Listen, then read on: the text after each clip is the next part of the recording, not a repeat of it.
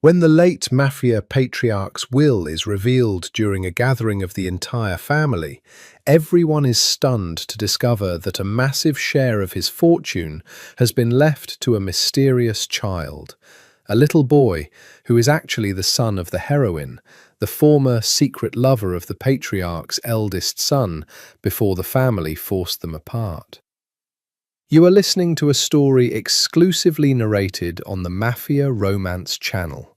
Relax and step into the world of love stories filled with mystery, emotions, and passion. Don't forget to like, subscribe to the channel, and leave a comment to support us. The Moretti mausoleum of a house had never been so full and never so silent. Rain slid down the 12-foot windows of the study, blurring the Hudson into a grey smear beyond the glass, and still no one spoke. 60 mourners in black had funneled into a room built for 20, and the air had gone thick with perfume, cigar smoke soaked into old velvet, and the particular tension of people who hated each other but needed each other's silence. At the head of the room, behind the desk that had belonged to Salvatore Moretti for 41 years, sat a lawyer named Aldo Bianchi, a small, grey man with trembling hands and a folder he handled like it might detonate. Elena Ricci stood at the very back, near the door, where she could see the whole room and be seen by none of it. She had not wanted to come. She had told herself for 3 days that she wouldn't come, that the invitation, if it could be called that, a black-edged card slipped under her apartment door by a man in a suit who did not wait for a reply, was a trap, or a joke, or a cruelty she didn't have the strength for. But it hadn't been addressed to her. It had been addressed to her son, to Matteo Ricci, aged 5. In care of his mother, Elena Ricci. Attendance requested at the reading of the last will and testament of Salvatore Moretti. She had read it 4 times before she understood that it wasn't a mistake.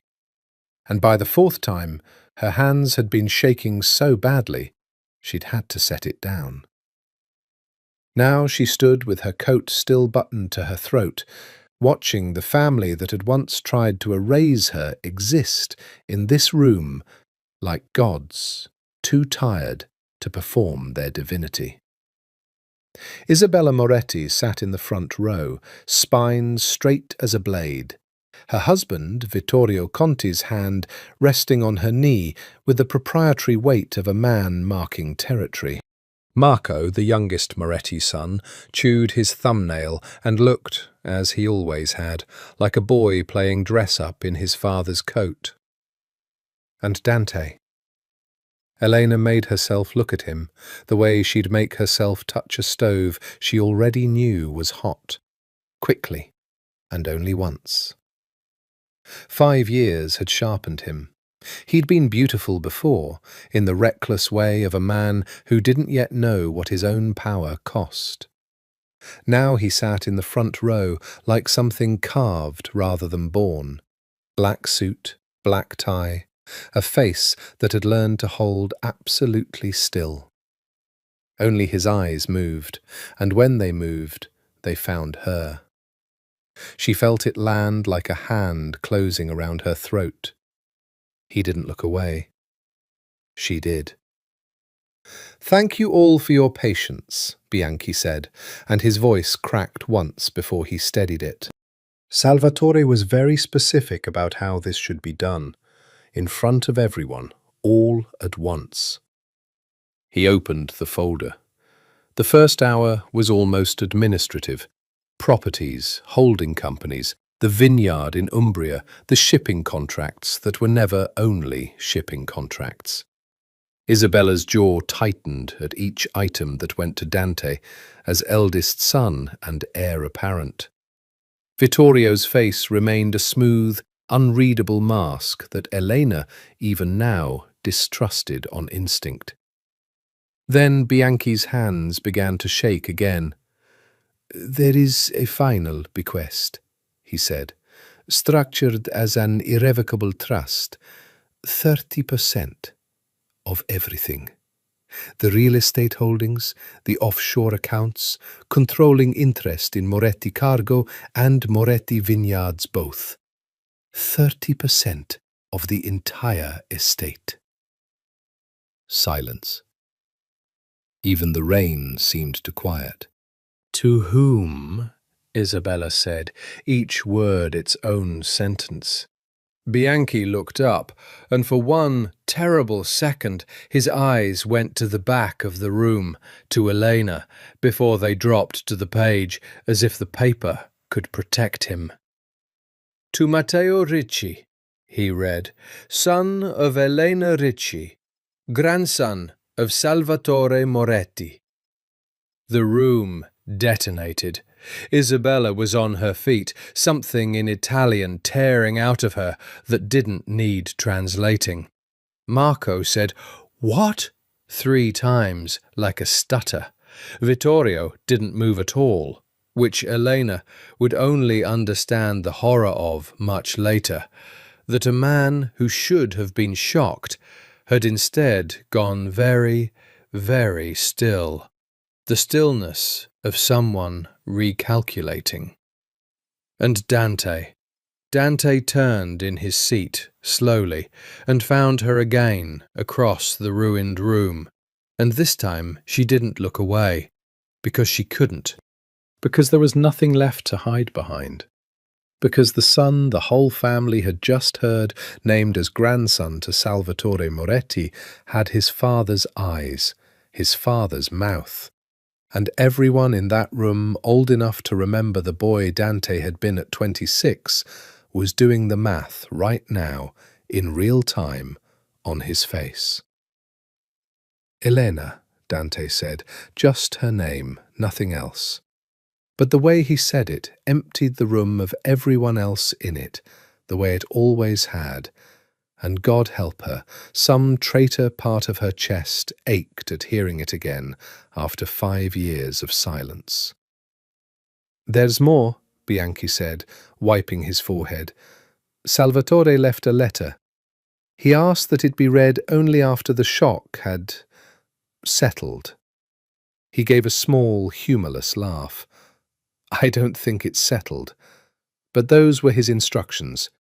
He unfolded a single page, and in a study full of people who ran an empire built on blood, nobody breathed.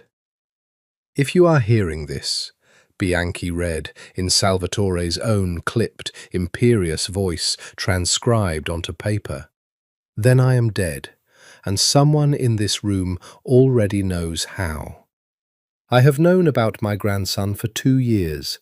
I did not tell you because I wanted to see first which of you would try to take what should never have been yours to take. Elena, I am sorry. I am the reason you ran. I am asking you now to come back and finish what I started too late to finish myself." Vittorio's hand had gone very still on his wife's knee. Elena stood at the back of the room with her heart trying to climb out of her throat, 5 years of careful hiding collapsing in under 90 seconds, and understood, with the cold clarity of someone stepping off a ledge, that she had just walked back into the one world she had promised her son she would never let near him. Nobody moved for a long moment after Bianchi folded the letter, as if motion itself might make it more true. Then Isabella turned on her, and it was like watching a chandelier find a new angle to catch the light. Beautiful, and made entirely of something that could cut you. "You," she said, "you have some nerve, walking back in here." "I didn't ask to be here," Elena said. Her voice came out steadier than she felt, which was, she thought distantly, the only useful skill 5 years of scraping by as a single mother had given her. The ability to sound calm while everything underneath was screaming. I got a card under my door. I didn't write the will. No, Vittorio said, standing now, buttoning his jacket with the unhurried elegance of a man who had never once in his life felt unsafe in a room. But you certainly benefited from writing something else 5 years ago, didn't you? Or was that Dante's doing? Don't, Dante said. One word. It landed on Vittorio like a slap, and for the first time Eleanor saw something flicker behind Vittorio's careful face. Not fear, not quite, but recalculation, the look of a man revising a plan mid-sentence. I'm only asking the question everyone in this room is thinking, Vittorio said smoothly. A 5-year-old boy who inherits 30% of this family's empire, and his mother happens to have vanished from New York the same season Dante Moretti was engaged to a senator's daughter. Forgive me if the timeline seems relevant. It's not relevant to you, Dante said, standing now too, and the room's temperature seemed to drop 3 degrees. It's relevant to me, and to Elena. You'll leave both out of your mouth. He's my nephew, Isabella snapped. By blood, apparently, which makes it very relevant to all of us, since he's about to own 1/3 of what my father built. Your father built it, Marco said quietly, from where he still sat, looking smaller than a grown man in an inherited suit had any right to look. And your father decided. That's the end of the conversation, isn't it? Or are we rewriting Papa's will in the living room now? It was, Elena would think later, the only genuinely decent thing anyone said in that entire study, and it came from the brother everyone underestimated. Bianchi cleared his throat. There are logistics. The trust is irrevocable, but requires certain verifications. Paternity, guardianship arrangements. Given Matteo's age, there will need to be a designated family liaison to manage the boy's interests until he comes of age, someone with legal standing in the estate. I nominate myself, Vittorio said, too quickly. I nominate Dante, Isabella said, which surprised Elena so much she actually turned to look at her, and found Isabella already watching her back with an expression Elena couldn't pass, something between contempt and calculation. He's the eldest son. It's tradition. And frankly, she added, with a thin, humourless smile, if my nephew's father is going to be forced to have anything to do with this family, I'd rather it be someone who at least has the decency to have loved his mother. It should have felt like an olive branch. It felt instead like Isabella handing Eleanor a knife by the blade. Here, hold this. See who it cuts. Bianchi looked between them all as if hoping someone would rescue him from having to decide. The board will need to vote, but given Mr. Moretti's letter specifically addressed his son and Miss Ricci, I think it's reasonable to assume. I don't want it, Eleanor said. The room went quiet again, differently this time. I don't want the trust. I don't want the liaison. I don't want any of this, she said, and her voice cracked despite everything. 5 years of careful control, fraying at the edges in front of the one family she had promised herself she would never show weakness to again. I came because I was afraid of what would happen to my son if I didn't. I'm not staying to fight over money. It's not about the money, Dante said quietly. And when she looked at him, his eyes weren't cold anymore, weren't performing anything for the room. It's about whether he's safe. You know what this family does to loose ends, Elena. You knew it 5 years ago. Nothing's changed. Everything's changed, she said. I have a son now. He's the only thing that's changed.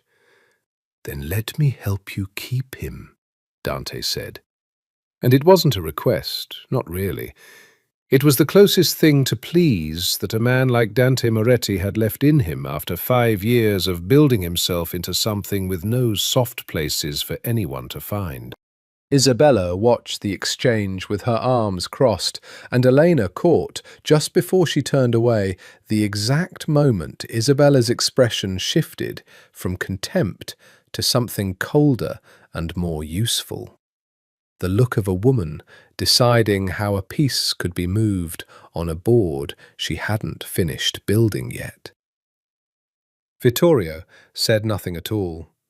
He simply watched Elena with the patient, cataloguing stillness of a man filing away every weakness in the room for later use. And it would be months before Elena understood that this, his silence, his stillness, the careful absence of reaction, had been the loudest tell in the entire study, and none of them had thought to read it. She had been 23 the first time Dante Moretti looked at her like she was the only door in a burning building. Elena had been waiting tables at a restaurant the Morettis owned, without advertising that they owned it. The kind of place where the wine list had no prices because asking was the first sign you didn't belong. He'd come in at 11 at night, with blood on his knuckles he hadn't bothered to wash off, and ordered a scotch he didn't drink. And when she'd set it down, without flinching at his hands, he'd said, "Most people flinch." "I'm not most people," she'd said. And he had laughed, actually laughed, a rusty, startled sound, like the joint hadn't been used in a long time. And something in her chest had tilted dangerously toward him right then, before she knew a single true thing about who he was. It took her 3 weeks to learn what he was. By then, it was already too late. He hadn't been cruel to her, not once, not in 18 months. That was the thing no one in his family would ever believe. That the boy who could break a man's fingers without changing his heart rate had been, with her, almost unbearably careful. Like he was handling something he didn't trust himself not to break. He used to trace the inside of her wrist with one finger while she fell asleep and tell her, in the dark, about the version of himself he might have been if his father had let him choose anything at all. "I'd have been an architect," he told her once, flat on his back in her small apartment, staring at the water-stained ceiling like it was a cathedral dome. "I like the idea of building something instead of just protecting what's already built by force." "You still could," she'd said, and he had looked at her like she'd said something both beautiful and impossible, which she would understand later was exactly what it had been.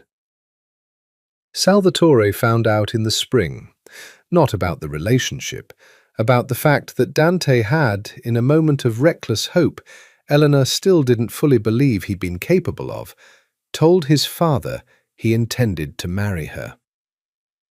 Salvatore didn't rage. That was the worst part. If he had raged, Eleanor might have survived it with her heart intact. Instead, he'd summoned her alone to this same study and offered her a cheque with more zeros on it than she'd ever seen. And when she'd refused to touch it, he had told her with perfect, courteous cruelty exactly what would happen to her mother, to her sister's restaurant, to the small, unremarkable life she was trying to build, if she didn't disappear from his son's life within the week. "He will marry Senator Holloway's daughter in 8 months, Salvatore had said. "It has been decided for 2 years. You are an accident he can recover from if you leave quietly. You will not be if you make me choose between my son's future and my patience." She hadn't told Dante she was leaving. She'd told herself it was mercy, that a clean break was kinder than watching him choose his father over her in real time, because she had believed, with the particular despair of the young and in love, that he would choose his father, that they all did, eventually. She found out she was pregnant 6 weeks after she left, in a city that wasn't New York, using a name that wasn't quite hers. She had thought about calling him exactly once, standing in a pharmacy parking lot with a positive test in her coat pocket and her hand actually on her phone. She hadn't done it. She had told herself it was because she didn't trust that he wouldn't tell his father, and some nights that was even true. Other nights she knew the real reason was simpler and more shameful. She was afraid that if she heard his voice, she would go back, and she had already decided that whatever else her son grew up to be, he would never grow up inside the particular gravity of a world that measured love in leverage. She had built an entire life on that decision: a small apartment, a job that didn't ask questions, a son who called her mama and knew nothing about knuckles or ledgers or men who didn't flinch. And now Salvatore Moretti was dead, and the will he'd left behind had reached into that careful, quiet life and dragged it, screaming, back into the light.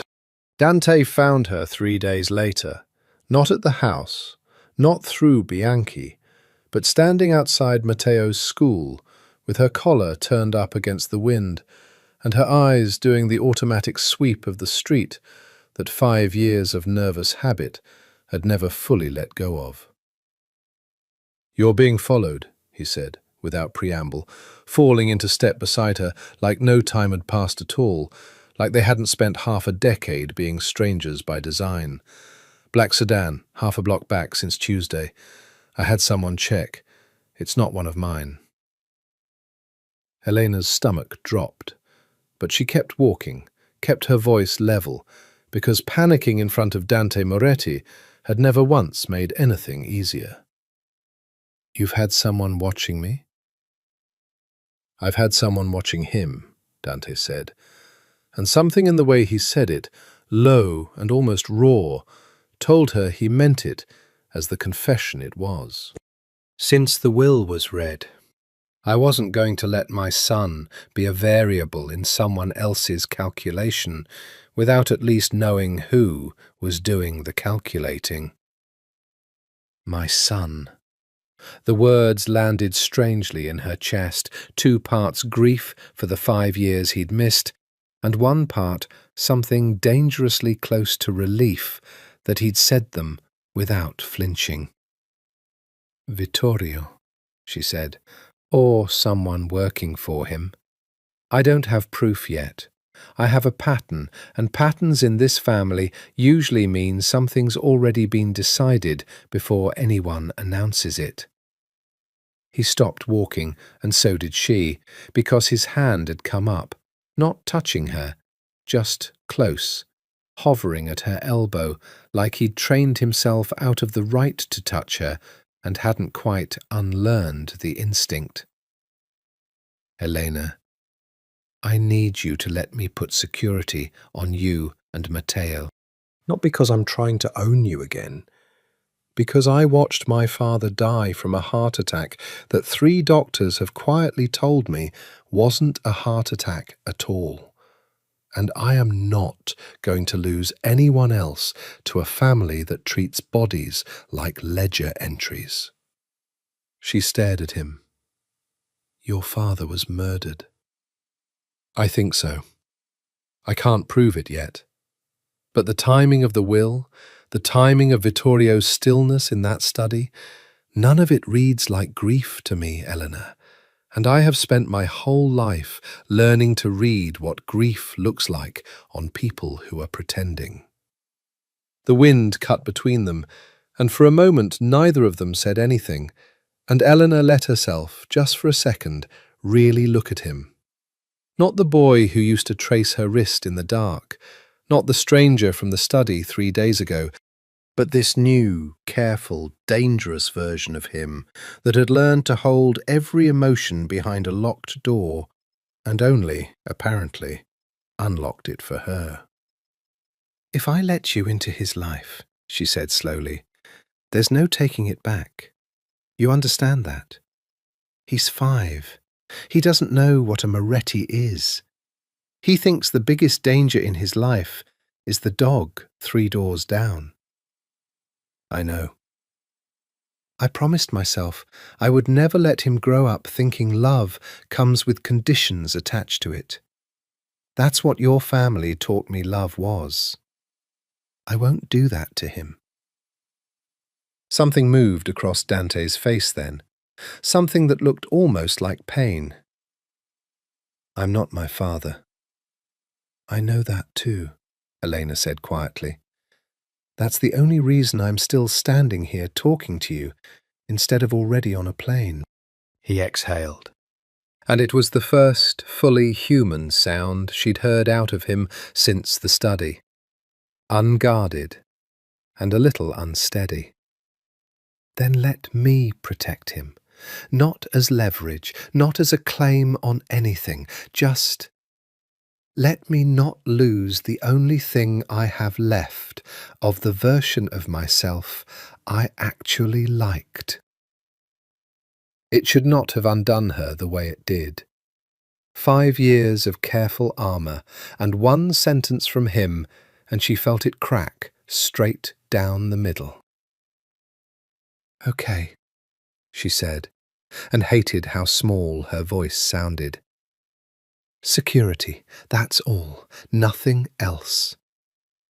Nothing else, Dante agreed, and if his voice caught slightly on the lie they both already suspected it was, neither of them said so out loud. The car that came for them 2 mornings later was armoured, black, and driven by a man named Cesare, who didn't speak unless spoken to, and who, Elena noticed within the first 10 minutes, positioned the vehicle's mirrors to watch 3 separate angles of traffic at once. Matteo, delighted by the leather seats and the little screen in the headrest, had no idea he was being smuggled into a safer version of his own life.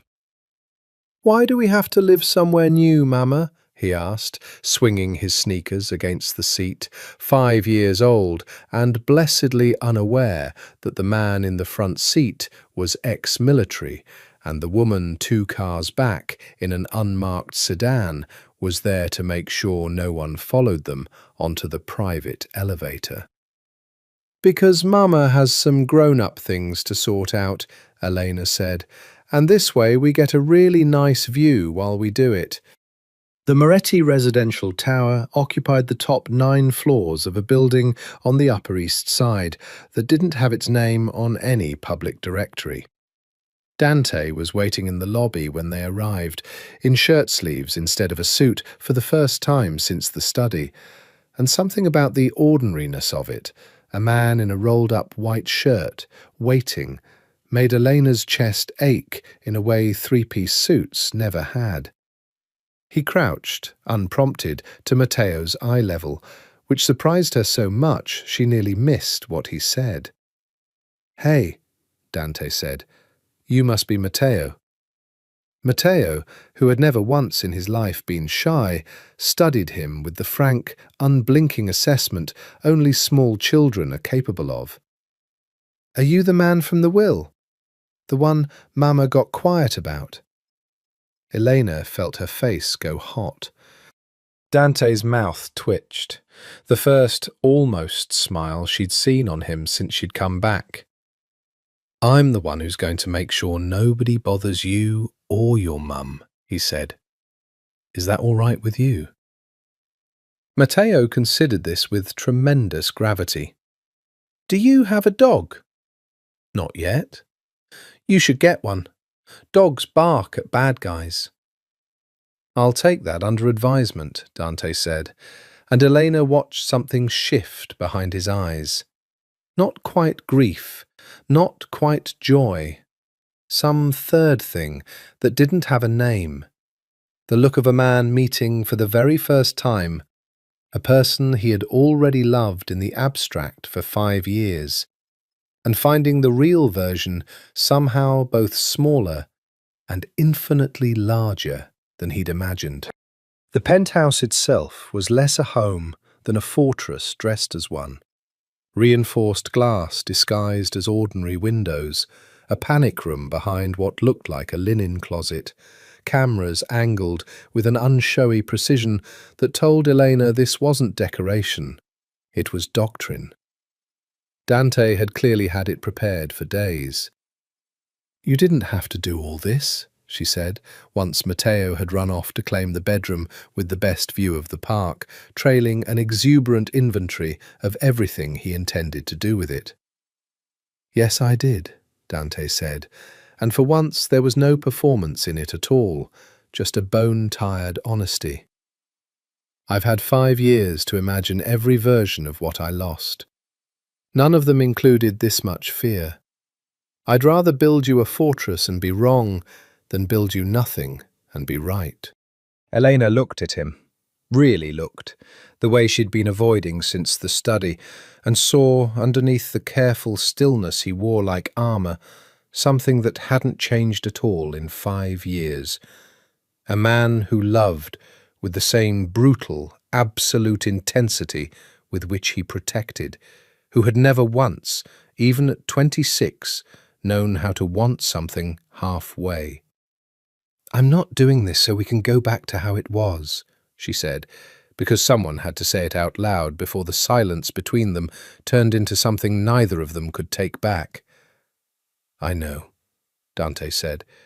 His eyes didn't leave hers. "I'm not asking you to. I'm asking you to let me be in the same building while I figure out how not to lose you both twice." Elena didn't have an answer for that. She wasn't sure, standing in that beautiful, terrifying fortress with her son's laughter echoing down the hall, that she wanted one. Isabella summoned her to the club a week later. Not an invitation, a summons, delivered in the same clipped tone Elena remembered from a decade of overheard family dinners. The tone that assumed compliance because it had never once in Isabella's life been denied it. Nero occupied the ground floor of a converted warehouse on the west side, all obsidian surfaces and low gold light. The kind of place built specifically so its owners' faces would look expensive in every photograph taken of them. Elena had never been inside it before. Dante, 5 years ago, had kept her carefully separate from the family's public architecture, and she had understood, even then, that it was a kindness disguised as a secret. Isabella was already seated in a private booth when Elena arrived, a martini glass catching the low light, Vittorio nowhere in sight. "Sit," Isabella said, not please. Elena sat anyway, because refusing would have cost more than it saved. "I assume this isn't a social call," Elena said. "Nothing in this family is a social call. You, of all people, should remember that." Isabella turned the glass slowly on the table, watching the liquid catch the light rather than looking at Elena at all. "My father loved you. Did you know that? Not the way Dante did. My father didn't love people the way normal people do, but he respected you. He told me once, years before any of this, that you were the only woman who'd ever walked into this family and not asked it for anything." "I didn't want anything from your family," Elena said. "I wanted your brother. That was the whole and complete list." Something flickered across Isabella's face. Not quite softness, but its distant cousin. "That's the problem, isn't it?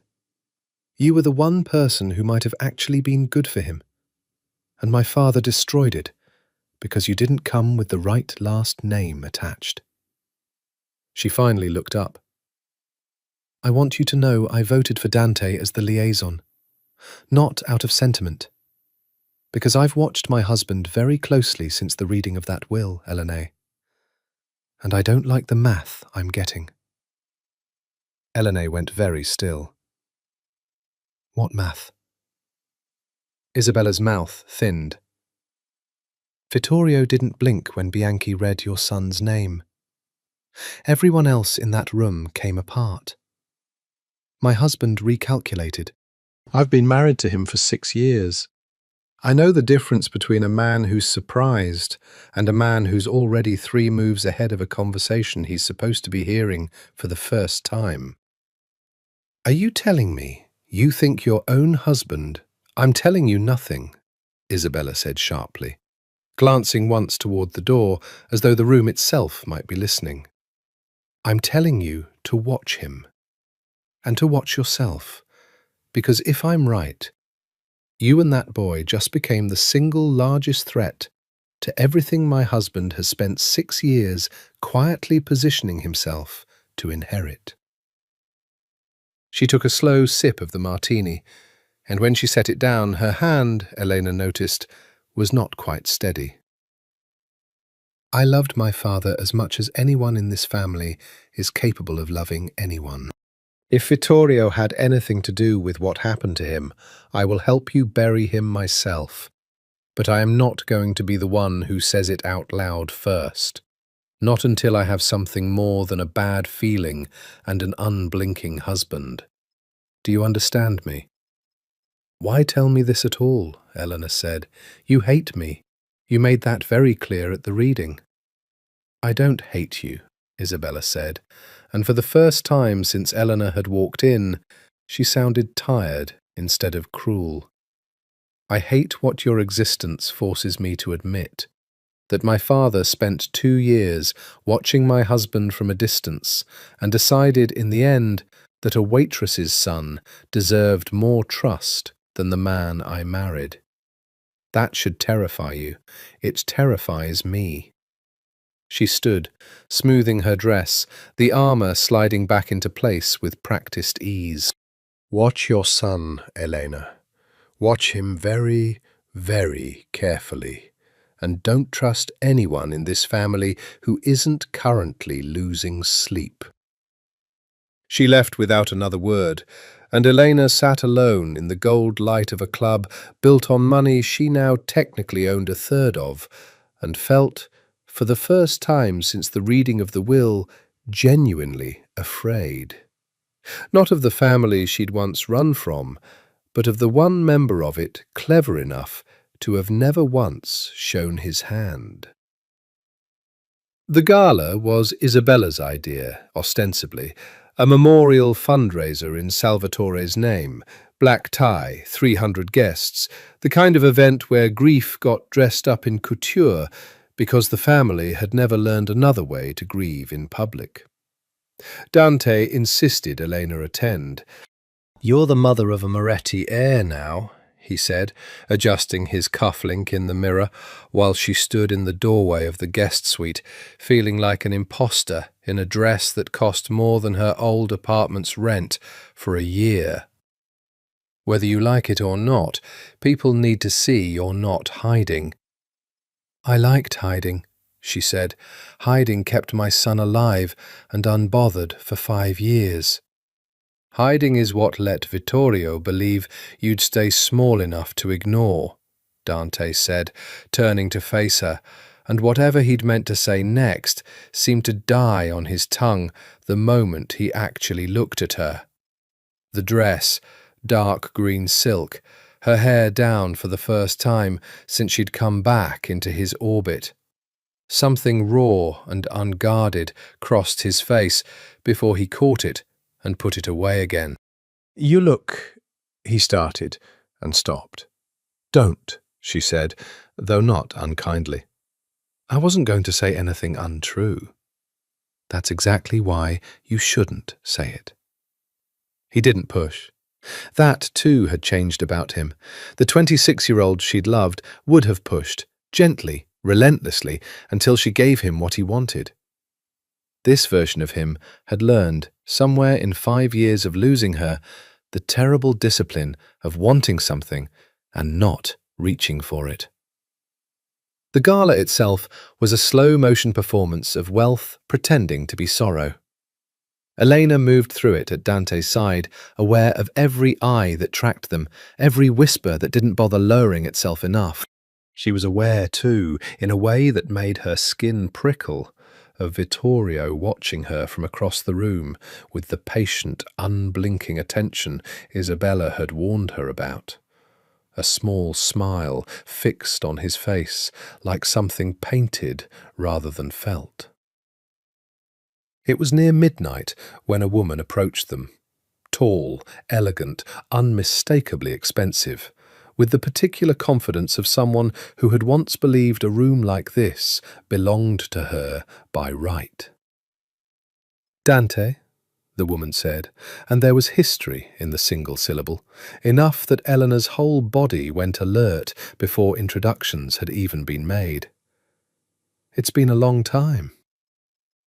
"Vanessa," Dante said, and his voice had gone perfectly, dangerously flat.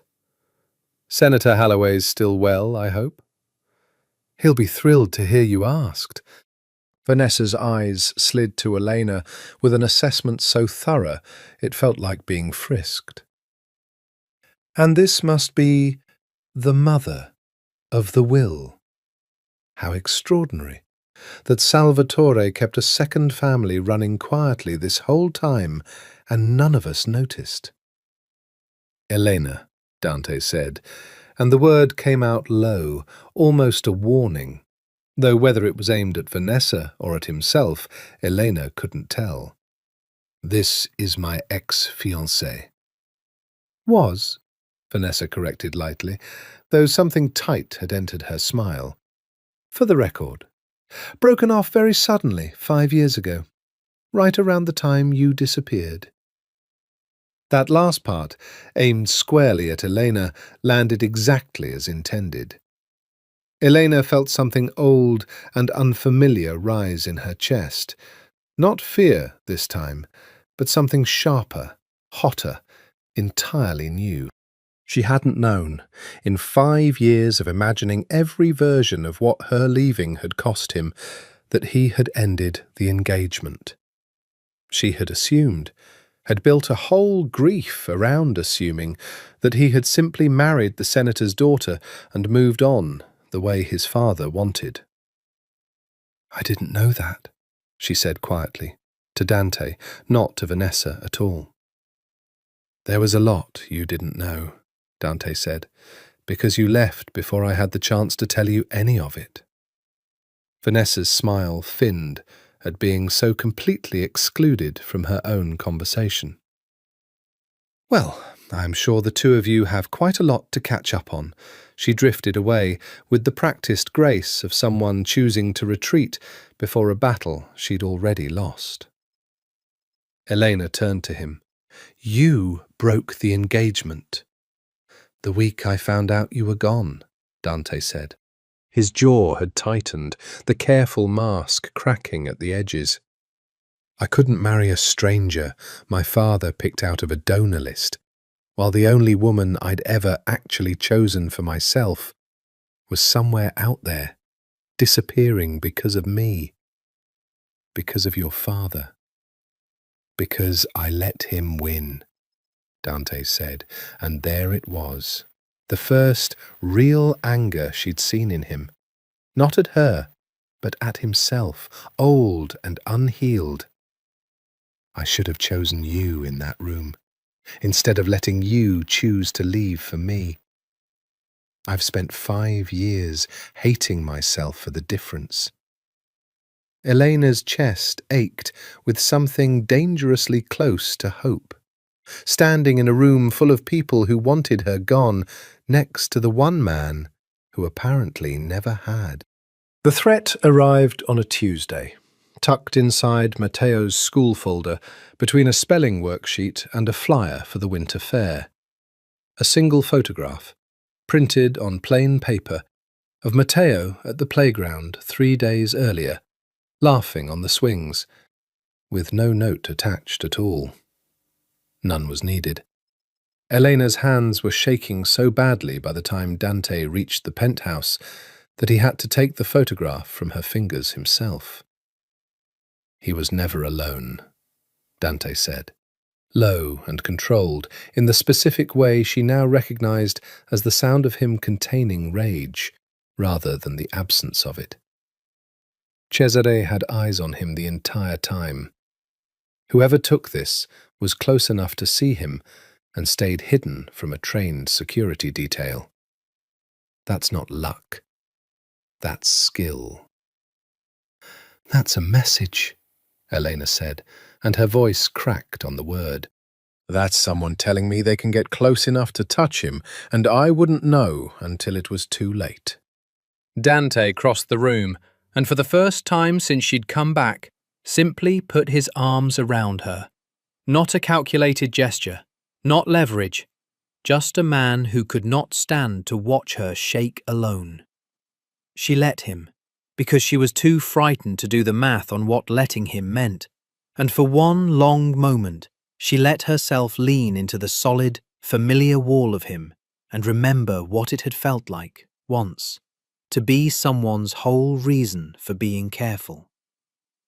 "I'm going to find who did this," Dante said into her hair. "and I am going to make sure it's the last thing they ever do."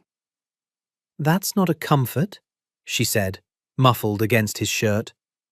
"That's a promise of more blood." "It's the only currency this family has ever understood," Dante said. "I'm sorry it's the one I have to spend to keep him safe." She pulled back to look at him and found his eyes weren't cold at all. They were afraid, genuinely afraid, in a way she suspected very few people in his life had ever been permitted to witness. "You're scared," she said, surprised. "Every day since the will was read," he admitted. "I've spent 5 years training every soft thing out of myself so nothing could be used against me.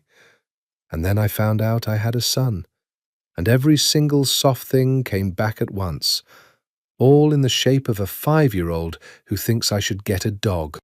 Something in her chest gave way entirely at that, the last defensive wall she'd been holding since the reading of the will, and before she'd fully decided to do it, she reached up and touched his jaw, the way she used to, years ago, in a bed in an apartment that didn't exist anymore.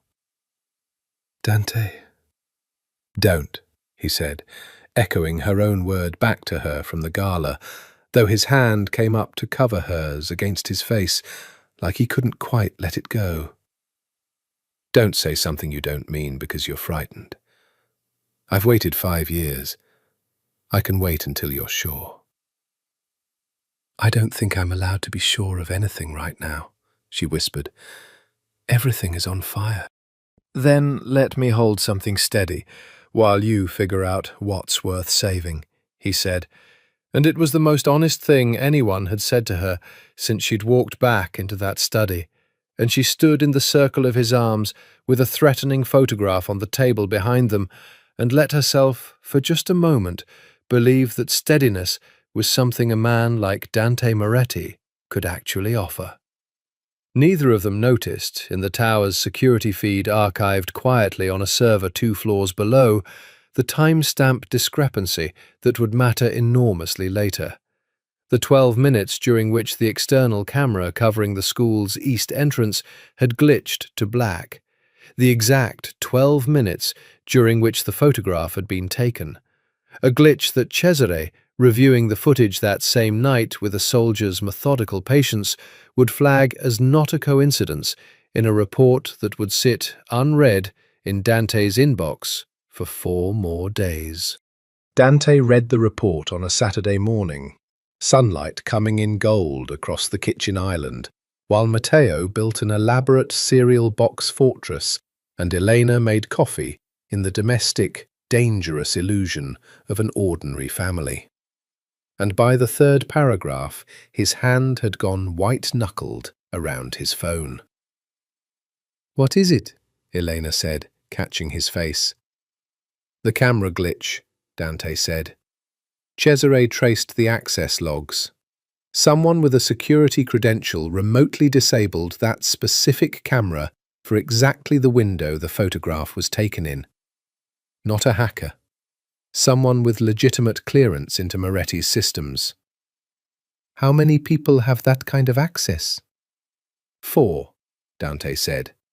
Me, Cesare, Isabella through the family trust admin panel, and Vittorio because he insisted 6 years ago on being added to the security architecture as I remember the phrase he used, a gesture of family trust.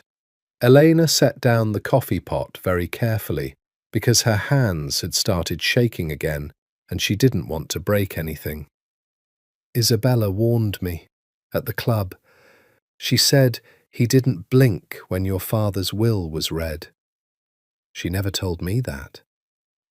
She told me she wasn't ready to say it out loud to anyone who could act on it. I think she's afraid of him. Dante's jaw worked. I need proof before I move on him. If I go after Vittorio on a hunch and I'm wrong, Isabella never forgives me. The board fractures, and whoever actually did this walks free while we tear the family apart looking in the wrong direction. And if you wait for proof, and you're right, Elena said, he gets another 12 minutes with my son. I know. Dante's voice cracked just slightly on the word, and it was the first time she'd heard something close to helplessness in him since she'd come back.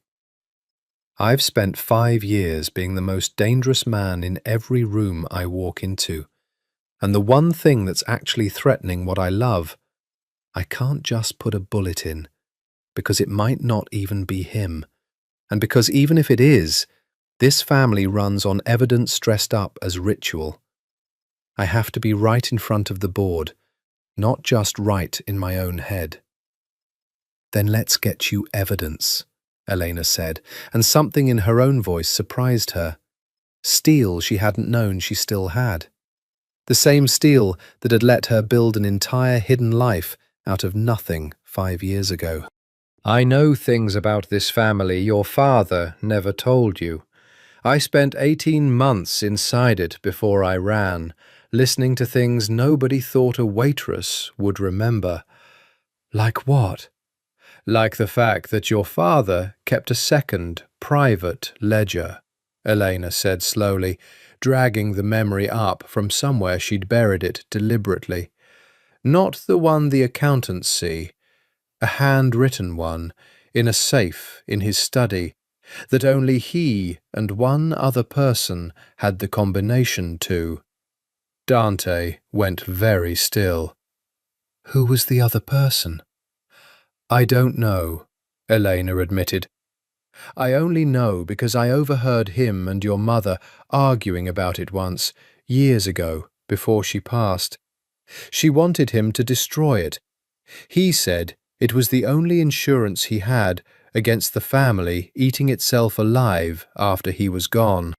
If that ledger still exists, Dante said slowly, the pieces visibly assembling themselves behind his eyes, and if it shows what I think it might show, payments, arrangements, the kind of thing my father would have kept as leverage rather than trust, then whoever wanted him dead, Elena finished, would have wanted that ledger destroyed or stolen before anyone else found it. Dante was already moving, phone to his ear, voice dropping into the clipped commanding register she recognized from the study on the day the will was read. Cesare, I need the study safe-checked, today, and I need to know exactly who's had access to my father's private office since the funeral. Across the kitchen, Matteo knocked over his cereal box fortress with a triumphant roar of 5-year-old destruction. Entirely unaware that somewhere in the walls of the empire he'd just inherited a third of, the real war for his family's soul had finally, quietly, begun. The safe, when Cesare's team finally cracked the older mechanical lock behind the false panel in Salvatore's study, a safe within the safe, the existence of which not even Isabella had known about, was empty. Not ransacked, empty and clean, wiped down with something that wouldn't take a fingerprint, a job done by someone who had known exactly what they were removing and precisely how not to leave a story behind about who had removed it. Someone got here first, Dante said, standing over the open panel with his jaw set in a hard line. Elena had learned, in 3 weeks of living beside him again, meant he was one provocation away from doing something he couldn't undo. "How long ago?" Elena asked. Cesare, crouched by the panel with a small flashlight, answered instead of Dante. "Dust displacement suggests within the last 10 days, which puts it after the reading of the will, ma'am. After everyone in that family knew there was a chance the estate would be scrutinized." "After they knew someone might come looking," Dante said quietly. Isabella arrived 20 minutes later, summoned by a call from Dante that had apparently used exactly 4 words. The study, "Come now," and stood in the doorway of her father's private office with an expression Elena had never seen on her before, something close to real fear. "He kept a second safe," Isabella said, not quite a question. "In here, behind Mother's things. I always thought that panel was decorative." "Someone else knew it wasn't," Dante said. "Someone with enough time alone in this room to find it, open it, and clean it without tripping a single alarm in a house full of them." "That narrows the list considerably," Isabella said, and her voice had gone thin. "This room has had exactly 6 visitors since the funeral. Bianchi to collect estate documents, you, me, Marco once to take Papa's chess set, and—" She stopped. "And Vittorio," Dante finished for her. "Twice. Both times alone. Both times, according to the house log, for less than the 15 minutes it should take to look for the alarm company's paperwork he claimed he needed." Isabella's hand had come up to her mouth, not quite covering it, her carefully constructed composure fracturing in real time in front of the 2 people she'd spent her whole adult life performing strength for.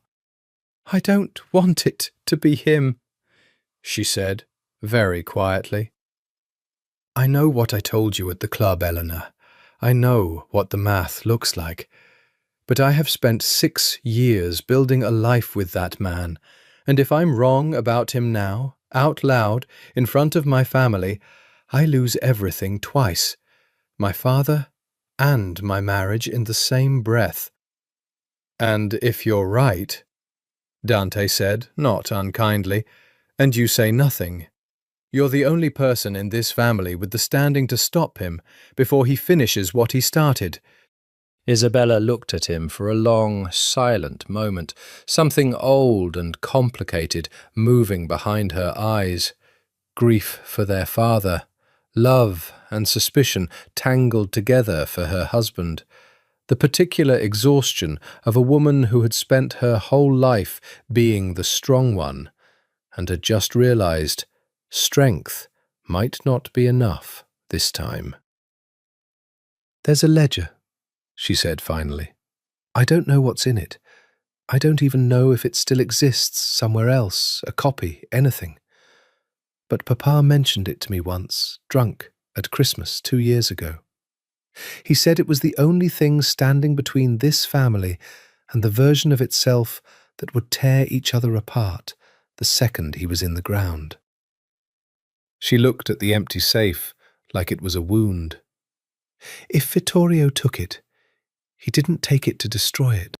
Men like my husband don't destroy leverage. They collect it." "Then it's somewhere," Dante said, "which means it can be found." "And if it's found," Elena said quietly, "it might tell us not just who killed Salvatore. It might tell us why he trusted my son with 30% of everything, instead of trusting the family that's supposed to protect him." Nobody in the room said what they were all thinking, that the answer to that question might be the same answer to who had wanted Salvatore dead in the first place, and that the ledger, wherever it now was, had become the single most dangerous object in New York. There is a particular kind of intimacy that grows between two people bracing for the same storm, and Elena felt it building in the weeks that followed the discovery of the empty safe. Not romance exactly. Or not only romance, but a returning fluency. The way her body and Dante's seemed to remember each other's rhythms, even when their minds were both too frightened to admit it. He started staying later in the evenings after Matteo was asleep, ostensibly to review security logs at the kitchen island, but staying long after the logs had been reviewed, long after there was any operational reason for him to still be sitting across from her with 2 glasses of wine, neither of them finished. "You used to hum," he said one night, out of nowhere, watching her wash the last of Matteo's dinner dishes. "When you cooked, I used to sit on the counter and just listen. You don't do it anymore." "I forgot I used to," she said, surprised at the memories surfacing in her own chest, tender and unexpected. "I think I stopped being someone who hummed the year I left." "I'm sorry," he said. "For all of it, not just my father. For not fighting harder before you had to leave in the first place." "You didn't know I was leaving." "That's not the part I'm apologizing for," Dante said. "I'm apologizing for the 18 months before that, when I already knew what my father was and let you believe, even for a day, that loving me wouldn't eventually cost you everything." Elena set down the dish towel and turned to face him fully. And something about the low kitchen light, the wine, the particular vulnerability of a man who had spent 5 years building walls, finally admitting what was behind them, undid the careful distance she'd been maintaining since the reading of the will. "I used to imagine finding you again," she admitted. "Not like this, not with a dead patriarch and a ledger and a man trying to hurt my son. Just ordinary. Running into you at a grocery store, maybe, and I used to imagine what I'd say." "What did you imagine saying?" "That I forgave you," she said, "even though there was nothing to forgive. I think I needed to forgive you for something, because it was easier than admitting the person I was actually angry at was myself. For leaving before giving you the chance to prove you'd have chosen me." Dante crossed the kitchen slowly, giving her every opportunity to step back, and when she didn't, he stopped close enough that she could feel the warmth radiating off him, close enough that 5 years compressed down into the single inch of space between them. "I would have chosen you," he said, low. "I would choose you now, in front of the whole board, in front of every enemy this family has ever made, in front of God himself, if it came to it. The only thing I'm asking is whether you'd let me." "Dante." His name came out unsteady, half plea, half warning. "I'm not asking you to decide tonight," he said, and his hand came up, achingly gentle, to tuck a strand of hair behind her ear, the same gesture he used to make in a different apartment, in a different lifetime. "I'm asking you to stop pretending you don't still feel this. Because I can see it, Eleanor. I've always been able to see it on you. You were never as good at hiding as you thought you were." She should have stepped back. She had every reason to step back. A dead patriarch, a missing ledger, a son whose safety depended on her keeping her head clear and her heart armoured. Instead, she found herself leaning, almost against her own will, into the hand at her jaw, into 5 years of grief, finally finding somewhere to set itself down. "If I let myself want this again," she whispered, "and it costs me my son."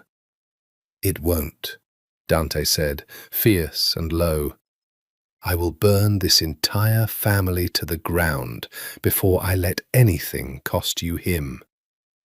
But Elena, I need you to know that wanting you was never the dangerous part.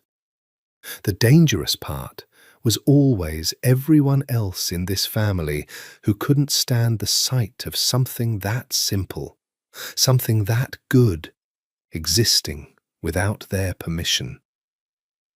He didn't kiss her. That, she understood later, was its own kind of devastating restraint. That a man who had wanted her for 5 years, who had her exactly where 5 years of longing had been aimed, chose instead to simply rest his forehead against hers and breathe, giving her the choice he'd never once been given himself. "Not yet," she said softly. And it wasn't a rejection. They both understood that. It was a woman finally admitting out loud that yet was the only word standing between them now. It happened on a Thursday, ordinary in every way until it wasn't. Elena picking Matteo up from school with Cesare 2 car lengths back, the same route they'd driven 11 times without incident, right up until the black van pulled across the intersection and stopped, deliberately, blocking the only exit from the narrow side street. Cesare's training was the only reason any of them survived the next 90 seconds. He had the car in reverse before the van's doors had finished opening, shouting into his earpiece in clipped, controlled bursts, while Elena threw her body across the back seat to shield Matteo, whose confused cry of, "Mama, what's happening?" would haunt her for months afterward. 2 men came out of the van. Elena saw, in the terrible slow-motion clarity of pure adrenaline, that neither of them was masked, which meant one of 2 things. They didn't intend to be identified because they weren't planning on leaving witnesses, or they were confident enough in their employer's reach that being seen didn't frighten them at all. Cesare's return route took them the wrong way down a one-way street, through a red light, clipping a delivery truck's side mirror hard enough to spin the car half around before he corrected and kept driving. And it was only 3 full minutes later, tyres screaming into the tower's underground garage, that Elena realised she'd been screaming too, the whole time, without noticing. Dante was already in the garage when the car stopped, having been alerted the moment Cesare's emergency channel opened. And the sound he made when he wrenched open the back door and found Matteo, sobbing but unhurt, in Elena's arms, was not a sound Elena had ever heard a grown man make before. Something torn straight out of him, grief and relief and rage arriving all at once, with nowhere controlled to go. "He's fine," Elena said, over and over, to Dante as much as to Matteo, her own voice shaking apart at the edges. "He's fine. He's fine. We're fine." "You're not fine," Dante said, lifting Matteo gently out of her arms and holding him against his chest with a tenderness that looked entirely unfamiliar on a man built for violence. One hand cradling the back of the boy's head like he was something made of glass. "None of you are fine. I nearly—" He stopped, unable to finish the sentence, and Elena watched him press his face briefly into Matteo's hair, eyes closed, and understood that she was watching a man come face to face, for the first time in his adult life, with the specific terror of loving something he couldn't fully protect through willpower alone. It was upstairs, an hour later, once Matteo had been settled with hot chocolate and the movie, and 2 additional guards stationed silently outside his door, that Dante's fear finally curdled into something colder. "2 men," he said, pacing the length of the living room like a caged animal. "Unmasked, confident. That's not a random hit, Eleanor. That's someone who believes they'll never be held accountable for it. That's someone who believes the family itself will protect them." "Vittorio," Elena said. "I have no proof." "You have a pattern," she said, echoing his own words back at him from weeks earlier. "The camera glitch, the empty safe, now this. How many more coincidences does he get before pattern becomes proof?" Dante stopped pacing and looked at her, and for the first time she saw something in him that frightened her more than any threat from outside the family ever could. Not anger, but a terrible, focused calm. The calm of a man who had just finished deciding something irreversible. "I'm done waiting for the board," he said quietly. "I'm done waiting for evidence dressed up as ritual. He came after my son today. Whatever this family's rules are about proof and process, they end the moment someone points a gun at a 5-year-old boy." "Dante, I need you to trust me," he said, and it wasn't a request. "For the next 48 hours, more than you've ever trusted anyone in your life. Because I am about to do something that either ends this or ends me. And I would rather it be me than risk one more day of him getting close enough to touch either of you again." Elena reached for his hand before he could turn away, and held on, and for once, in 5 years of learning to survive without him, let herself be exactly as frightened as she actually was. It was Marco, of all people, who found it. He arrived at the penthouse 2 days later, looking like he hadn't slept, a battered, leather-bound book clutched to his chest, like something that might combust if he set it down. "I found it in the vineyard house," he said, breathless, dropping into a chair at the kitchen island, while Dante and Elena stared at him. "The one in Umbria. Papa used to take me there as a kid, just the two of us, and he had this habit of hiding things in the wine cellar behind a specific bottle. I only remembered it because he used to make a joke out of it, showing me where the good stuff was hidden from Mama. I flew out on a hunch 3 days ago. It was still there. Whoever cleaned out the New York safe either didn't know about the vineyard house or ran out of time before they found it."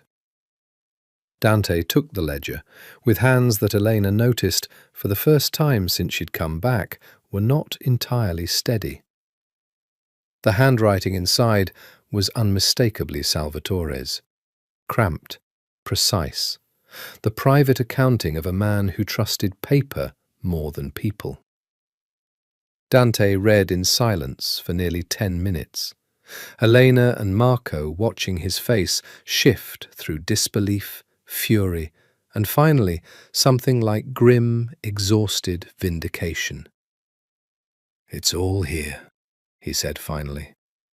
2 years of payments, offshore accounts, a shell company registered in Vittorio's mother's maiden name, receiving quarterly transfers that don't correspond to any legitimate Moretti cargo contract. He looked up. "My father knew. He'd been tracking Vittorio's embezzlement for 2 years before he died. There's a note here, dated 4 months before his death. He suspected Vittorio was preparing to move against the family's shipping contracts entirely, cutting the Morettis out and selling controlling interest to a rival syndicate once he'd consolidated enough internal power to make the sale look legitimate." "That's why he changed the will," Elena said slowly, the pieces arriving all at once. "He wasn't just protecting Matteo out of sentiment. He needed to put 30% of the estate somewhere Vittorio couldn't touch it, somewhere that would force a board vote and outside scrutiny the moment he died, because he knew Vittorio was planning to move the moment he was in the ground." "And Vittorio must have found out," Dante said grimly, "or suspected that Papa was documenting everything. Maybe he'd already guessed there was a second ledger. Maybe that's exactly why—" He stopped. "Why he had him killed," Marco finished, very quietly, the words landing in the kitchen like something breaking. "Before Papa could act on what he'd documented. before he could bring it to the board himself. Nobody spoke for a long moment. Then Marco, pale, added the detail that turned the whole terrible picture from suspicion into certainty. "There's one more thing. I went back through Papa's calendar from his assistant's records the week before he died. He had a private meeting scheduled, off the books, with an attorney who doesn't work for the family, a forensic accountant actually, based in Zurich. The meeting was for the Tuesday after he died. He never made it. He was building a case, Dante said. He was 1 week away from taking this to outside authorities, or to the board, or both. And someone made sure he never got there." Elena felt the last piece slide into place with a cold, sick certainty. Vittorio didn't just kill your father to inherit control early. He killed him to stop him from exposing years of theft that would have ended his marriage, his standing in this family, and probably put him in prison. "Which means," Dante said, closing the ledger with a soft, final sound that felt like a verdict, "the moment he finds out this ledger has surfaced, he'll do anything to make sure it disappears again. Permanently this time, along with everyone who's seen it." He looked at Elena, then at Marco, and something in his face had gone entirely, coldly certain. "We're not taking this to the board first," he said. "The board takes weeks to act, and Vittorio has spent 6 years learning exactly how to survive a slow process. We're going to force his hand, tonight, before he even knows what we found." The plan Dante laid out that night was simple, in the way that only very dangerous plans ever are. Simple enough to execute, complicated enough in its consequences that everyone in the room understood there would be no clean way back from it. "We tell Isabella," Dante said. "Only Isabella. We let her call a family meeting tomorrow evening, ostensibly to discuss the board vote on Matteo's liaison arrangement. Vittorio comes because refusing would look suspicious. And when he's in the room, we present the ledger." "That's it," Marco said. "We just show him?" "We show everyone," Dante corrected. "Isabella, the board members my father trusted, you, in front of witnesses he can't intimidate or buy off one at a time. A man like Vittorio has spent 6 years being careful precisely because he's never been cornered in public before. I want to see what he does when the walls come down all at once, in front of people whose good opinion he still needs." Isabella, when Dante told her the following morning, went very quiet for a long time, staring at the ledger's photocopied pages spread across the study table like they might rearrange themselves into something less devastating if she looked at them long enough. 6 years, she said finally, and her voice had none of its usual sharpness left in it. 6 years I let that man into my bed, into my father's house, into my trust, and the whole time he was— She couldn't finish the sentence. She didn't need to. "You didn't know," Eleanor said, surprising herself with how much she meant it. "He built a version of himself specifically so you wouldn't." "That doesn't make it hurt less," Isabella said, but she straightened, visibly, the old iron sliding back into her spine. "I'll call the meeting for tomorrow evening. I'll tell him it's about the board vote. He'll come. He always comes when there's something to control." She looked at Dante. "When you show him the ledger, I want to be the one standing next to him. I want to be looking at his face when it happens." "You'll be in danger," Dante said. "I've been in danger for 6 years and didn't even know it," Isabella said flatly. "I'd rather be in danger with my eyes open." The meeting was set for 7 the following evening, the same study where the will had been read a month earlier, the same room that seemed determined to keep hosting the family's worst reckonings. Dante had Cesare's men positioned throughout the house, discreet, armed, ready. Because whatever else Vittorio was, he was not a man who would go quietly once cornered, and everyone in that room understood the ledger alone might not be enough to stop him from doing something catastrophic the moment he realized he'd lost. Elena spent the day before the meeting unable to eat, unable to sit still, moving between Matteo's room, where he built increasingly elaborate cereal box fortresses, blessedly unaware, and the study, where Dante reviewed the ledger's pages for the 20th time, like repetition might make the plans safer. "You don't have to be there tomorrow," Dante told her that evening, finding her on the terrace watching the city go gold and then grey as the sun set. "I can keep you and Matteo both away from it entirely." "He came after my son in broad daylight with 2 unmasked men," Elena said. "I am done letting other people fight for my safety from a distance. I want to be in that room." Dante studied her for a long moment, something fierce and complicated moving behind his eyes, pride, fear, love, all tangled together in a man who had spent 5 years learning to want things quietly and was now being asked to watch the person he wanted most walk willingly toward danger.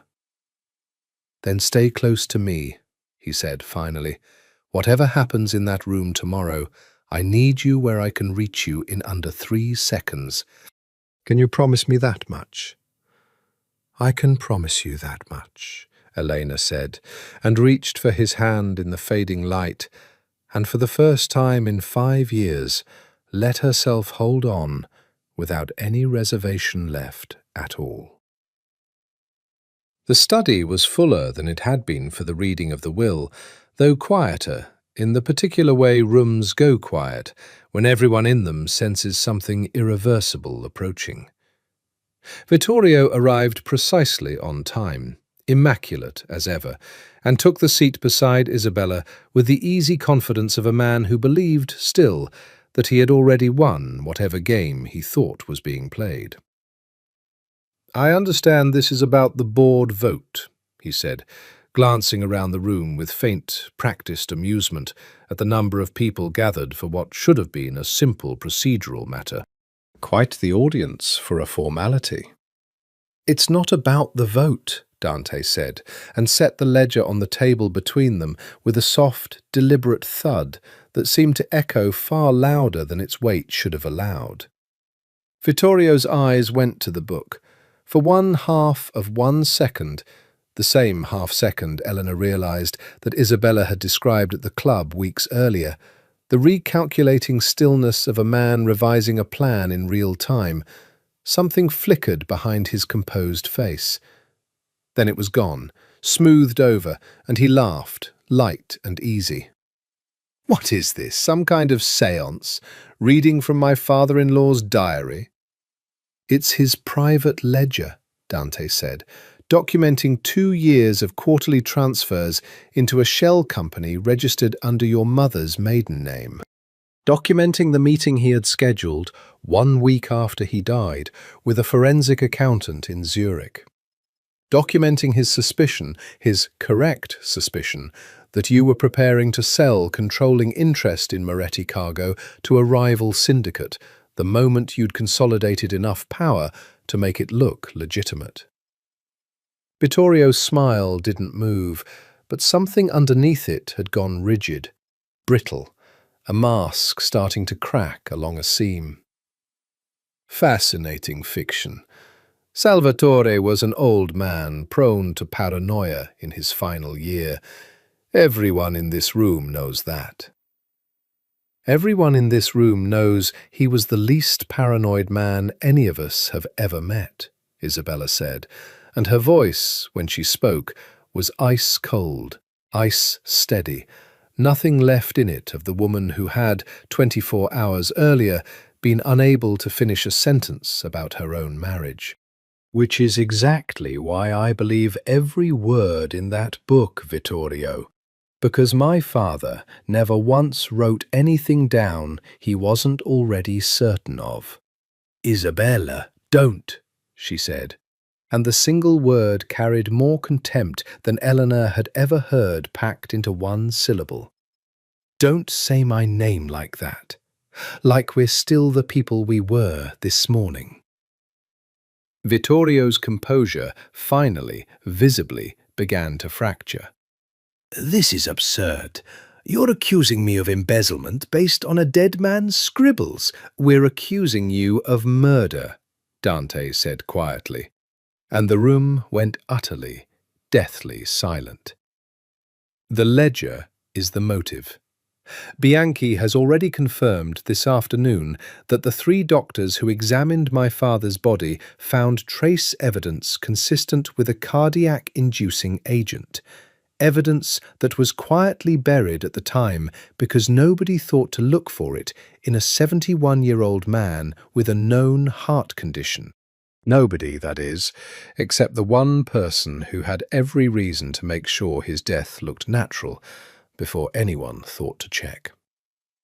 "You have no proof," Vittorio said, and his voice had finally completely lost its practiced ease, gone thin and sharp with something closer to panic. "None of this proves The camera," Elena said, speaking for the first time, her voice steadier than she felt. "The one covering my son's school. Disabled remotely for exactly 12 minutes by a security credential only 4 people in this family possess. I know it wasn't Dante. I know it wasn't Cesare. And Isabella has been standing next to me in every conversation where that camera mattered, which leaves exactly one name unaccounted for." For a long, terrible moment, nobody in the room moved. Then Vittorio's hand went, very slowly, toward the inside of his jacket, and every armed man Cesare had positioned around the study's perimeter shifted at once, weapons half raised, the air suddenly thick with the specific, held breath of a room one wrong movement away from catastrophe. "Vittorio," Isabella said, and her voice cracked at last, the ice giving way to something raw and pleading underneath it. "Don't. Whatever you're about to do, don't make me watch it happen in front of my father's memory." Vittorio's hand froze, halfway to his jacket, his eyes moving across the room. Dante's cold fury, Isabella's shattered composure, Elena's unflinching stare, Marco's white-faced disbelief, and the 6 armed men now openly watching him with weapons raised. And something in his face finally, completely collapsed. The mask he'd worn for 6 years sliding entirely away to reveal underneath it nothing more than a frightened, cornered man who had run out of moves. "He was going to destroy everything I built," Vittorio said, quiet now, almost conversational, the confession arriving with the strange calm of a man who had nothing left to protect. 6 years of loyalty. 6 years of being good enough for this family, right up until the moment it was inconvenient. And he was going to hand 1/3 of everything to a bastard child he'd known about for 2 years and told no one, while treating me like a suspect in my own home. I didn't destroy anything that wasn't already going to be taken from me. "You murdered my father," Isabella said, and the words came out of her like something torn loose. "I saved what was mine," Vittorio said, and in that single sentence Eleanor heard everything Isabella's warning at the club had been trying to name. Not a monster born whole, but something worse. A man who had convinced himself over 6 patient years that theft was simply overdue payment and that murder was simply the final invoice. For a moment that stretched impossibly long, no one in the study moved, as though the confession itself had frozen the air around it. Then Vittorio's hand finished its motion toward his jacket, and everything happened at once.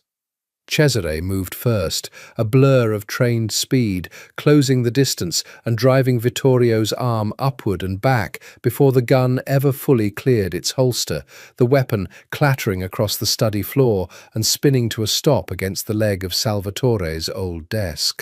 Two more of Dante's men had Vittorio pinned against the wall within seconds, and the sound he made, furious, undignified, all the smooth confidence of 6 years finally stripped away, was the sound of a man realizing, in real time, that the empire he'd tried to steal had just closed around him like a fist.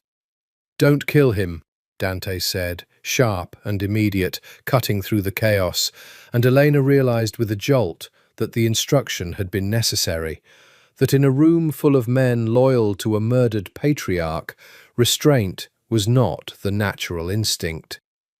He doesn't get an easy way out of this. He answers for it properly, in front of the whole board, in front of the authorities Bianchi is already contacting. He doesn't get to become a martyr or a mystery. He gets to become exactly what he is, a man who ran out of road. Isabella had not moved from her chair the entire time, staring at her restrained husband with an expression that had gone past grief into something almost clinical, the particular numbness of a person doing math on the wreckage of her own life in real time.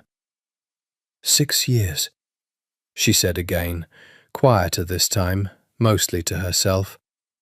I used to think I knew every version of him. I used to think that was the whole point of marriage, knowing someone all the way down. I don't think I ever saw all the way down at all. I think I only ever saw the version of him he decided I was allowed to see. Isabella, Vittorio started, still pinned, something almost pleading entering his voice now that the mask was fully gone. Don't, she said again, and this time there was nothing left in her voice at all, not ice, not grief, just a flat, final closing of a door. You don't get my name in your mouth anymore. You don't get anything of mine anymore. Bianchi arrived 20 minutes later with 2 men Elena didn't recognize, quiet and unhurried in the particular way of people used to handling situations discreetly. And the conversation that followed happened mostly out of Elena's hearing, in low voices near the study door. The language of consequences being arranged, evidence being formally documented, a process being set in motion that would, over the following weeks, unfold in courtrooms and depositions, and headlines that would eventually, carefully, be managed to keep Matteo's name entirely out of the public record. It was well past midnight by the time the study finally emptied. Vittorio led out under guard through a private exit that would ensure no photograph of his departure ever surfaced anywhere. Isabella escorted upstairs by Marco with the gentle, careful attention of a younger brother finally getting the chance to be the strong one for once.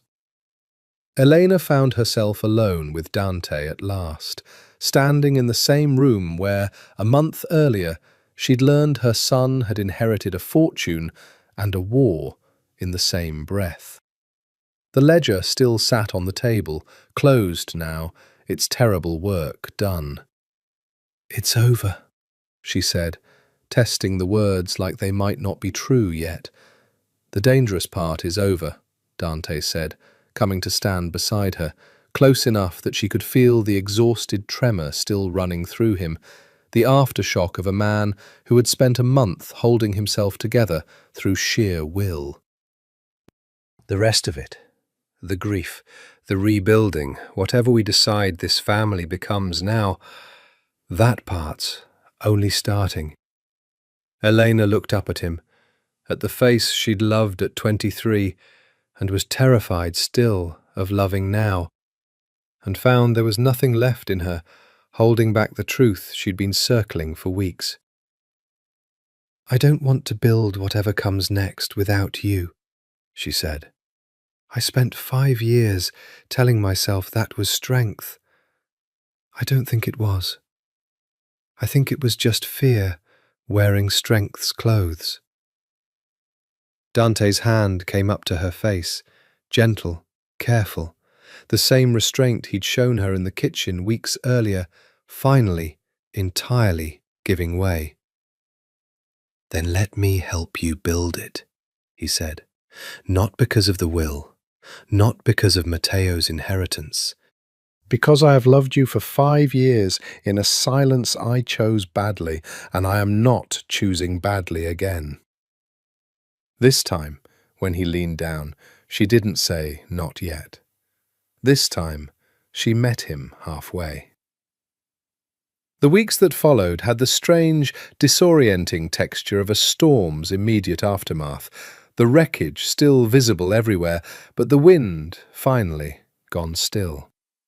Vittorio's arrest made careful, curated headlines that spoke of financial improprieties and an ongoing investigation, language vague enough to satisfy public curiosity without ever mentioning a 5-year-old boy or the true, brutal shape of what had actually happened in that study.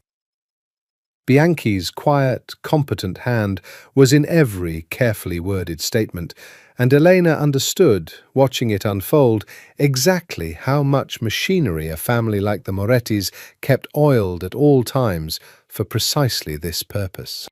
Isabella disappeared from public view for nearly 3 weeks, and when she resurfaced, it was changed. Thinner, harder in some ways, and softer in others, a woman rebuilding herself from a foundation she'd discovered was rotten straight through. She came to the penthouse one evening, unannounced, and found Elena in the kitchen, Matteo's homework spread across the island, while Dante reviewed board documents at the far end of the counter, and stood in the doorway for a long moment just watching the three of them exist together like something she was trying to memorize. "I wanted to apologize," Isabella said finally, "for the club, for how I treated you at the reading.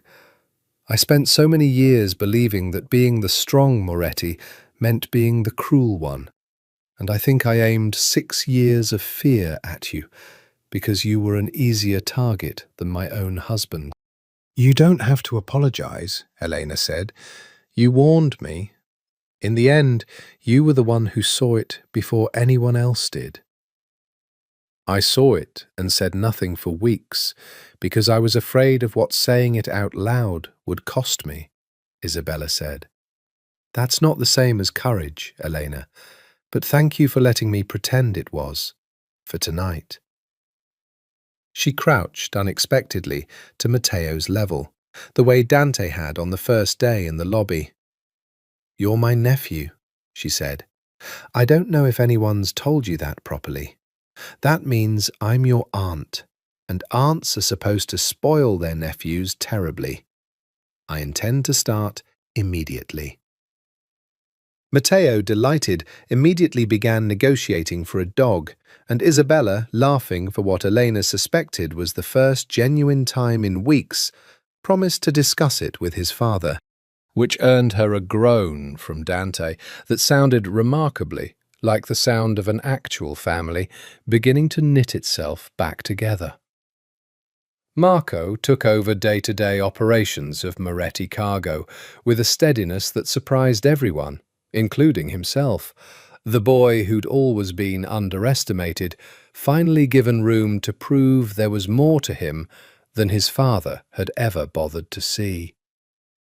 The board vote on Matteo's liaison arrangement, once merely procedural, passed unanimously, formalizing what had already become obvious to everyone in the family. Dante and Elena, together, would manage the boy's interests until he came of age, a decision nobody in the room felt the need to debate. Late one evening, weeks after the study, Elena stood on the terrace with Dante. The city spread gold and glittering beneath them, and allowed herself, for the first time since the will had been read, to simply exist without bracing for the next catastrophe. "Do you regret it?" Dante asked quietly. "Any of it? Coming back?" Elena considered the question honestly, turning it over the way she'd learned to turn over every decision in 5 years of building a careful, solitary life. "I regret that it took a death and a murder trial to get us here," she said. "I don't regret being here. I think, somewhere underneath all the fear, I've been waiting 5 years for exactly this. Not the danger, but the honesty. Nobody hiding anything anymore. Not you, not me, not this whole ridiculous, terrifying family." "For what it's worth," Dante said, pulling her gently against his chest, chin resting against her hair. "My father's letter said he was sorry at the very end. I used to think that was too little, arriving 5 years and 1 death too late. I don't think that anymore. I think he spent his whole life building an empire on fear, and the only genuinely brave thing he ever did was leave a door open for you to walk back through it on your own terms, even if he wasn't around to see what you'd build once you did." Elena looked up at him, this man she'd loved at 23 and was learning to love all over again at 28, wiser now, less afraid, and found that for the first time in 5 years, the future in front of her didn't feel like something to survive. It felt, astonishingly, like something to look forward to. The trial, when it finally came, was mercifully brief. The ledger's documentation so thorough, the forensic evidence of the poisoning so damning once properly investigated, that Vittorio's lawyers spent more time negotiating the terms of his confession than contesting his guilt. Elena did not attend most of it. Dante had been firm on that point, and for once she hadn't argued. Matteo needed at least one parent who wasn't spending her days in a courtroom relitigating the worst month of both their lives, and she found, to her own surprise, that she didn't need to watch Vittorio's downfall in person to feel it land. Isabella attended every single day, dressed in unrelenting black, her face a mask of controlled devastation that the tabloids, denied the true story, interpreted simply as a grieving daughter and wronged wife, which was, Elena thought, both entirely true and nowhere near the whole truth. On the final day, when the sentence was read, decades, not life, a technicality of evidence and jurisdiction that made Dante's jaw tighten with barely restrained fury when he came home and told her, Isabella came to the penthouse instead of going back to the empty apartment she'd moved into weeks earlier, and simply sat on the couch in silence until Elena brought her tea she didn't drink. "It doesn't feel like justice," Isabella said finally. "It feels like paperwork. My father is dead, and a man signed some forms, and now he goes somewhere with better food than he deserves, and that's supposed to be the end of it." "It's not the end of it," Dante said, sitting across from her. "It's the end of the danger. The rest of it, the grief, whatever justice actually feels like once the adrenaline wears off, that takes longer than a courtroom can give you." "How long?" Isabella asked, and there was something almost childlike in the question. A woman who had spent her whole life being the strong one, finally allowed to ask for reassurance instead of giving it. "I don't know," Dante admitted. "I still don't know what it feels like, some days, about our mother. I don't think grief comes with a deadline, Isabella. I think it just gets quieter, eventually, if you let the people around you help carry it." Isabella looked at Elena then, and at Matteo's small shoes lined up by the door, and something in her face shifted, Not healed, not yet, but no longer entirely alone in its unhealed state. "I used to think family was the thing you performed at galas," she said. "The thing you protected by never showing weakness in front of it. I think I was wrong about that. I think my father was wrong about that too, and it cost him everything in the end. Building an empire so carefully guarded that even the people trying to warn him couldn't get close enough to be believed." "Then we don't build it that way again," Dante said quietly. "Whatever this family becomes now, it doesn't get built on the same fear his was. I've had enough of that architecture to last several lifetimes." Later that night, once Isabella had finally gone home and Matteo was asleep, Elena found Dante on the terrace again, the city's lights spread out below him, like something he was finally, fully allowed to simply enjoy rather than defend. "You're different," she said, coming to stand beside him, "since the trial ended. Lighter, somehow, even with everything that's happened." "I spent 5 years thinking the only way to protect what I loved was to become something that couldn't be hurt," Dante said. "I understand now. That's not protection. That's just a different kind of loss, dressed up as safety." He turned to look at her, and there was nothing guarded left in his face at all. "You taught me that, just by coming back and refusing to let me hide behind it anymore."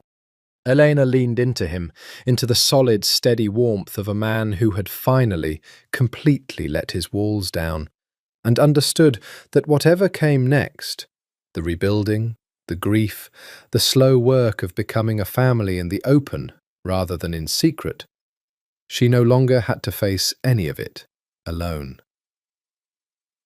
6 months later, on a Sunday that smelled like the first real warmth of spring, Elena stood in the doorway of the vineyard house in Umbria, the same house where Marco had found the ledger, now repainted a soft, forgiving white, and watched her son chase Isabella's newly acquired, badly behaved retriever across the lawn, while Dante laughed at something Marco said.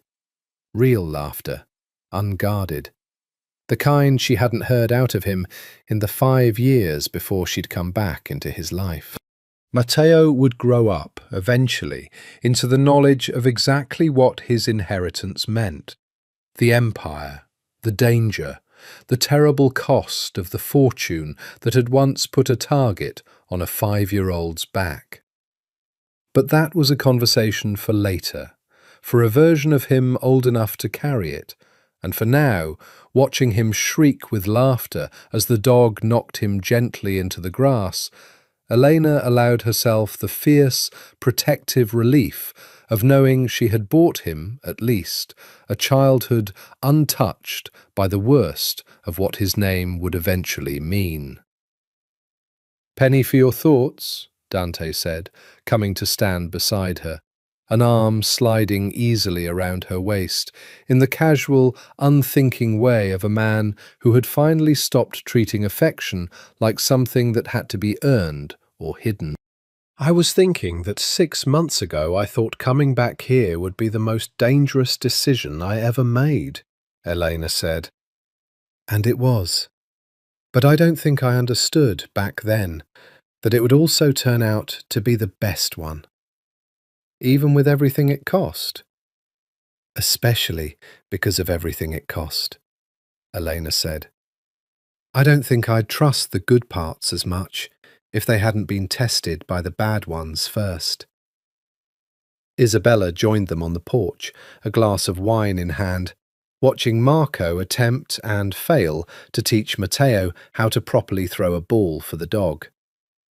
"I never thought I'd say this," she said, "but I think this is the first time this house has actually felt like what it was supposed to be. My father bought it thinking it would be a retreat from the empire. He never once managed to actually retreat here, Too busy, always, protecting what he'd built instead of enjoying it. "We could change that," Dante said. "Make it a rule. No business talked about within these walls." "You'll last 2 weeks," Isabella said, but she was smiling when she said it, the first easy, unguarded smile Elena had seen on her since the reading of the will. Later, once the sun had gone low and gold, and Matteo had finally exhausted both himself and the dog into a heap on the porch steps, Dante drew Elena a little apart from the others, down toward the edge of the vineyard, where the vines ran in careful green rows toward the horizon. "I want to ask you something," he said, and something in his voice, careful, deliberate, entirely unlike the confident command she'd first fallen for at 23, told her this wasn't a casual question at all. "Ask me," she said. "I'm not asking as leverage, and I'm not asking because of Matteo or the estate or anything this family has ever taught either of us to measure love by," Dante said. And from his jacket pocket he produced a small box, plain, unadorned, nothing like the ostentatious jewelry she'd half expected from a man raised in this world.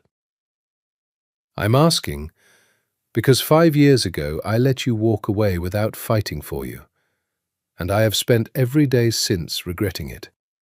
And I am done letting fear, mine or anyone else's, decide what I am allowed to want out loud." Elena's breath caught. The vineyard and the gold evening light and the sound of her son's laughter drifting up from the porch, all narrowing down to this single suspended moment. "Marry me," Dante said. Simply. No performance in it at all. "Not because it solves anything, just because I want to spend the rest of whatever life we've got left choosing you, out loud, in front of everyone, every single day." Elena looked at him, at the boy who used to trace her wrist in the dark and dream of being an architect, at the man who had rebuilt himself into something dangerous to survive a world that punished softness, at the father who had gotten down on one knee in a lobby the very first time he met his son, and found there was no fear left in her at all. None. For the first time in 5 years. "Yes," she said, and meant it completely. A year to the day after Salvatore Moretti's will had been read in a study full of black-clad mourners and barely concealed hunger, the same room hosted a very different gathering. The desk was gone, replaced by long tables set with white linen. The heavy velvet curtains had been opened all the way, letting in an ordinary, unguarded amount of daylight the room hadn't seen in decades. And instead of a lawyer with trembling hands reading out the terms of a dead man's fortune, there was a small wedding, family only, Matteo standing solemnly at the front in a tiny suit that made everyone in the room dissolve into helpless laughter every time he adjusted his tie with exaggerated 6-year-old gravity. Isabella stood beside Eleanor as she dressed, fastening the last of the buttons down her back, with hands that had, over the past year, learned to be gentle in ways Eleanor suspected surprised even Isabella herself. "I used to think this room only knew how to hold grief," Isabella said, smoothing the fabric at Eleanor's shoulders. "I'm glad it gets to learn something else today." "Thank you," Elena said, "for everything this past year, for choosing to believe me at the club before you had proof, for being brave enough to say it out loud once you did." "Thank you for coming back," Isabella said, "even though every part of this family gave you every reason not to." The ceremony itself was small, quiet, almost defiantly ordinary given the empire assembled to witness it. Marco standing as Dante's best man, steadier and more confident than the underestimated boy who'd once chewed his thumbnail through his father's will. Cesare, invited as family rather than staff, standing quietly near the back with the same watchful care he'd shown Matteo since the very first day.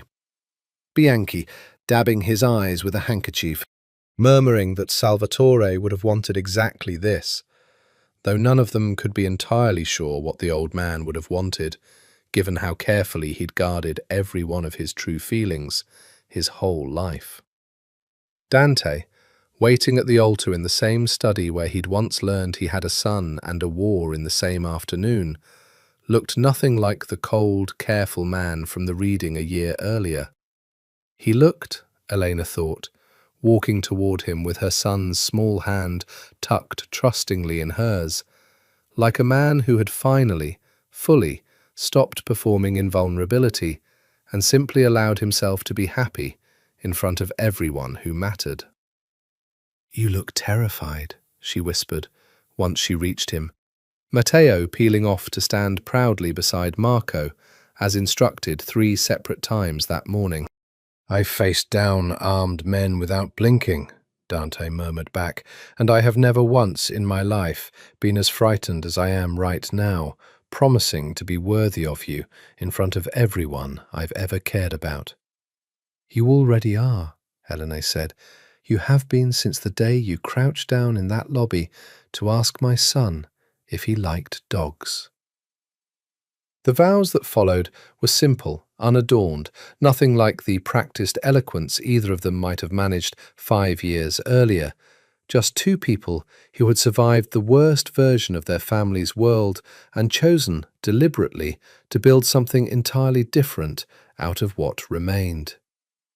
Afterward, as the small gathering spilled out onto the terrace where Champagne and Matteo's insistently requested dog both waited, Elena found a quiet moment alone with the letter Salvatore had left behind, which Bianchi had returned to her that morning as a keepsake.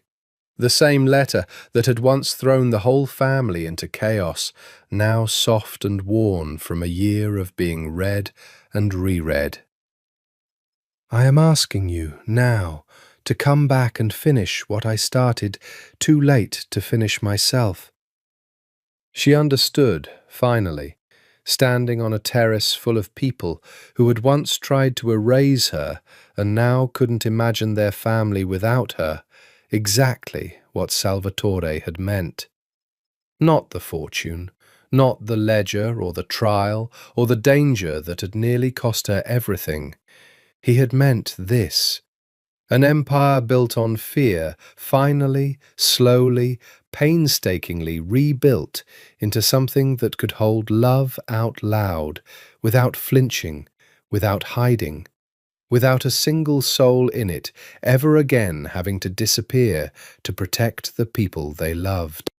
Matteo ran past her, the new dog barking joyfully at his heels, chasing Marco across the lawn, while Isabella laughed and Dante watched with an expression of such unguarded, ordinary happiness that Elena's chest ached with the simple, astonishing miracle of it. Somewhere in that laughter, in that ordinary golden afternoon, the third heir to Salvatore Moretti's fortune had become, without anyone needing to say it out loud, simply a boy playing with his dog at his parents' wedding. Safe, loved, and entirely, finally, free.